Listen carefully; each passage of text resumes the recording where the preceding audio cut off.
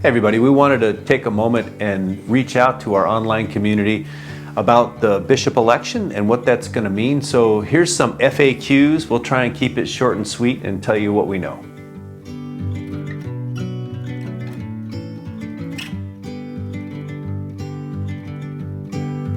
What does a bishop do? That's a really good question, one that I'm trying to figure out myself at some level, because there's a lot of aspects to it. In general, the bishop is in charge of leading and supporting the 110 congregations of the Pacifica Synod.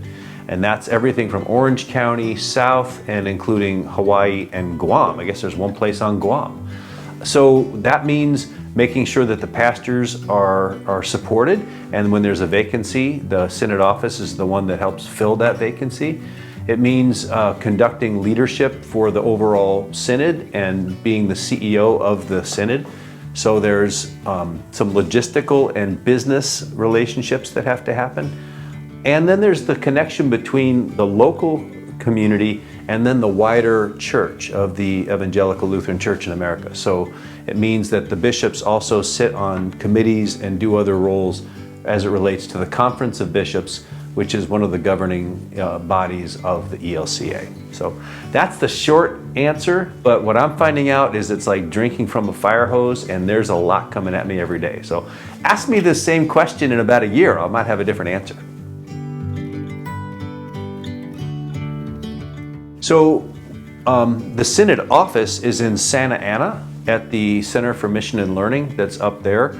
I'm going to be living here in La Jolla. My wife Celia has a condo that we'll be moving into eventually, and then I'll be working sort of in the area. Most of it I'm probably going to be working from a laptop and a cell phone and at coffee shops all around Southern California, because I really believe in being in the communities and spending time with people. My last Sunday at Christ Lutheran Church is going to be July 17. So that'll allow me a little bit of time between the end of my service here and my August 1st start date as the Bishop of the Pacifica Synod. So I'll still be in the area after that. I'm going to live just up the road, and I will also continue to relate to this congregation. When a pastor leaves to go to another call, oftentimes that means that the pastor doesn't have connection with that congregation anymore. But this is different. I'm moving from the pastoral role to the bishop role. So I will still be connected to this congregation in that sense. And so we will continue to see each other from time to time, and I will be offering online sermons and things that the congregation can use. The bishop's term is for 6 years. It is renewable. You can run again after those 6 years for a total of 3 terms. So it'll either be 6, 12, or 18's out of the question. I mean, there's no way that that's going to happen, but who knows? So, but it's a 6-year term. In the next year, the congregation will be seeing me as I work with the transition team and with the call committee to call a new pastor. So I will be working with the congregation on both the interim, the person who will be coming in for a short period of time, and then also helping to identify with this congregation who will be my successor and who will come in and lead this congregation forward. So for a while, there'll be several times in which we're going to be seeing each other. And then after that, it'll be more in a sense of like when there's synod assemblies and when there's regional conferences, there's bishop gatherings in the area, and representatives from our congregation will be part of that, and we'll be seeing each other in those contexts. Plus, there's just the big, giant question mark unknown. Who knows? But I'm hopeful to still be very connected with our congregation. So I had thought that this call was something that was behind me, that I'd run in 2016, I felt called to run, and I was not elected, and I kind of thought that that was that.